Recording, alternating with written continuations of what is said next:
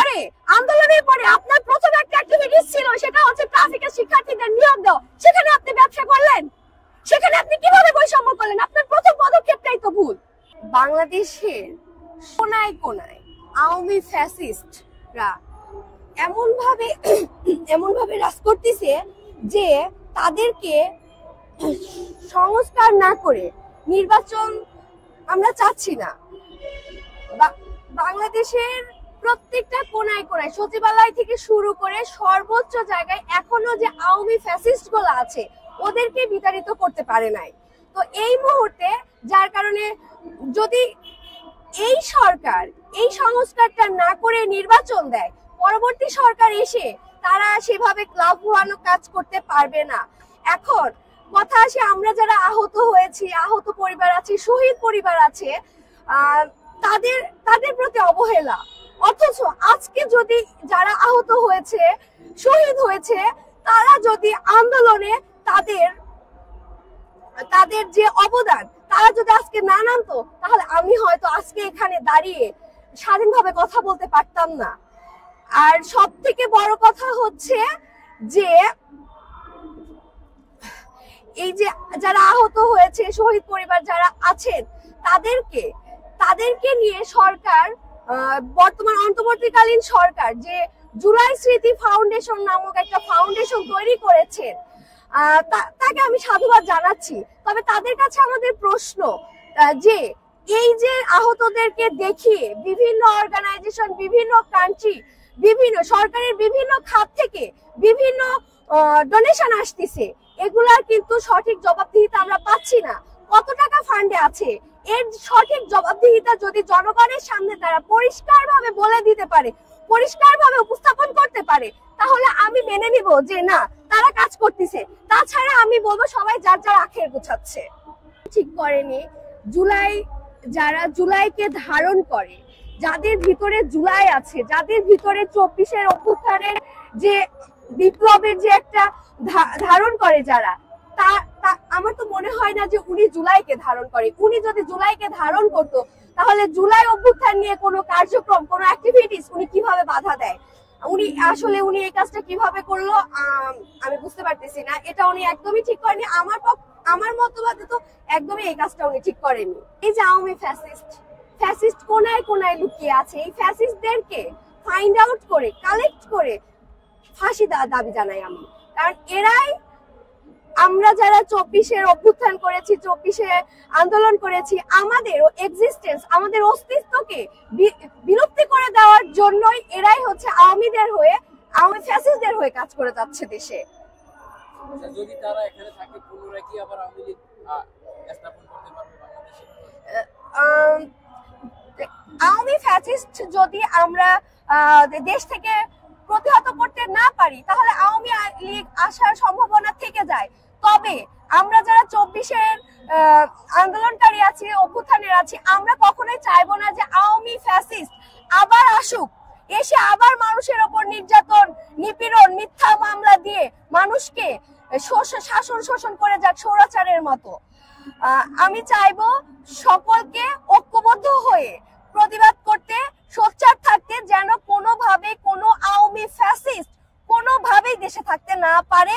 তাদেরকে দেশ থেকে বিতাড়িত করতে হবে এবং তাদেরকে শাস্তির আওতায় আনতে হবে।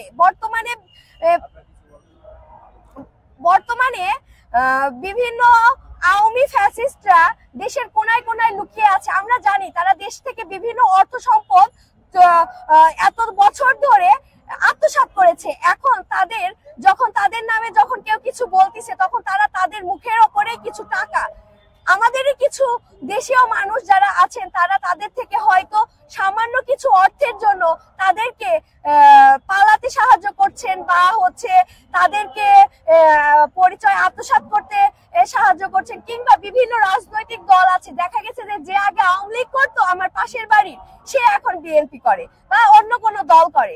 তো আমি প্রত্যেকটা রাজনৈতিক দলকে বলবো যে আপনারাও তাদেরকে পুনর্বাসনে কোন রকম সাহায্য সহযোগিতা করবেন না। কারণ আপনারা জানেন যে বাংলাদেশের মানুষ বিগত কত বছর যে আওয়ামী ফ্যাসিস্টের অত্যাচার সহ্য করেছে তা বলার বাহিরে না। আমি যখন এইচএসসি পরীক্ষার্থী ছিলাম, আমার বিরুদ্ধে ওই সময় মিথ্যা মামলা দেওয়া হয়েছিল। আমি এইচএসসি পরীক্ষার্থী ছিলাম, আমি পরীক্ষার হলে গিয়ে শুধুমাত্র আমার সিগনেচারটা করে কিছু একটু লিখে আমার পরে ওই দিনে আমার কোর্টে এসে হাজিরা দিতে হয়েছিল। যদি আমি ওই দিন হাজিরা না দিতাম তাহলে আমার ওয়ারেন্ট হয়ে যেত। শুধুমাত্র আওয়ামী ফ্যাসিস্টদের বিরুদ্ধে আমি কথা বলার জন্য আমার পুরো পরিবারের নামে ওই সময় মামলা দেওয়া হয়েছিল। এখানে আমার পরিবারের, আমি বলতে খুবই আমার আজকে মানে খুবই খারাপ লাগতেছে, আমার নিজের চাচা সে নিজেই এই বিষয়ে আমাকে আমার পরিবারকে ফাঁসিয়েছিল। শুধুমাত্র তারা আমার বাবাকে বলেছিল যে তোমার মেয়েকে এই কার্যক্রম থেকে দূরে যেতে বলো। আমি নিজেই আওয়ামী ফ্যাসিস্টদের দ্বারা নির্যাতিত। এখন পর্যন্ত আমার সেই কেস আছে, এখন পর্যন্ত আমার সেই মামলা চলে। তো আমি বলবো যে আমার মতো যারা প্রতিবাদী নারী আছেন তারা আসেন, তারা কথা বলেন। আপনারা যখন কথা বলবেন তখন আওয়ামী ফ্যাসিস্ট যারা আছে, দেশের যারা দোসর আছে, তারা টিকতে পারবে না দেশে। মিথ্যা কখনো, অসত্য কখনো ন্যায় পায় না, তারা কখনো টিকে থাকতে পারে না। শেখ হাসিনা যেমন স্বৈরাচার ছিলেন, তিনি কিন্তু টিকে থাকতে পারে নাই। 18 আন্দোলনের পরে 18 আন্দোলন কিন্তু ব্যর্থ হয় নাই, 24 তার প্রমাণ দিয়ে গিয়েছে। যদি স্বৈরাচারের কেউ কোনোভাবে দেশে আসার কোন রকম চেষ্টা করে, এই 24 আবার জাগ্রত হবে। দরকার হলে আমি নিজে আবার রাস্তায় নামবো, আবার রাজপথে নামবো। আমরা সবসময় রাজপথে নামার জন্য প্রস্তুত আছি। মনে হয় যে এখানে আওয়ামী ফ্যাসিস্ট তো অবশ্যই আছে, কেননা আমি নিজে একটা মেয়ে। আমি ট্রাফিকের প্রেস ব্রিফিং এ আসিফ মাহমুদ সজীব ভুইয়া যিনি উপদেষ্টা, উনি এসেছিলেন। আসার পরে আমরা কিন্তু ওনাকে ইনভাইট করেছিলাম না, আমরা ইনভাইট করেছিলাম উপদেষ্টা নাহিদকে। উনি না এসে উপদেষ্টা আসিফ এসেছিলেন। ওই প্রেস ব্রিফিংটা আপনারা হয়তো দেখেছেন যে ওই প্রেসটা আমি রিলিজ করেছিলাম, ওই প্রেসটা স্টার্টিং আমি করেছিলাম। আমি নিজে এসে প্রেস হল বুকিং থেকে শুরু করে যাবতীয় কাজ করেছিলাম। কিন্তু ওখানে আজকে আওয়ামী ফ্যাসিস্ট তার বিরুদ্ধে প্রমাণও পাওয়া গিয়েছিল। সেই ছেলেটা ট্রাফিকের কোঅর্ডিনেটর কিভাবে হয়? যদি উপদেষ্টা মন্ত্রণালয়, উপদেষ্টা সচিবালয়ে যদি আওয়ামী ফ্যাসিস্ট না থাকে, তাহলে আজকে বুয়েটের মেকানিজম সেক্টরের একটা ছেলে বহু বছর আগে বুয়েট থেকে পাশ করে গেছে, সেই ছেলেটা কি করে ট্রাফিকের কোঅর্ডিনেটর হয়ে থাকে? যেখানে আমি নিজে একজন ট্রাফিক অ্যারেঞ্জ করলাম, ট্রাফিকে কাজ করলাম, আন্দোলন করলাম। আমার সাথে যারা ঢাকা ইউনিভার্সিটি টিএসসি তে আন্দোলন করেছে এবং তারা ট্রাফিকে কাজ করেছে, তাদের কাউকে ট্রাফিকে জব দেওয়া হয় নাই।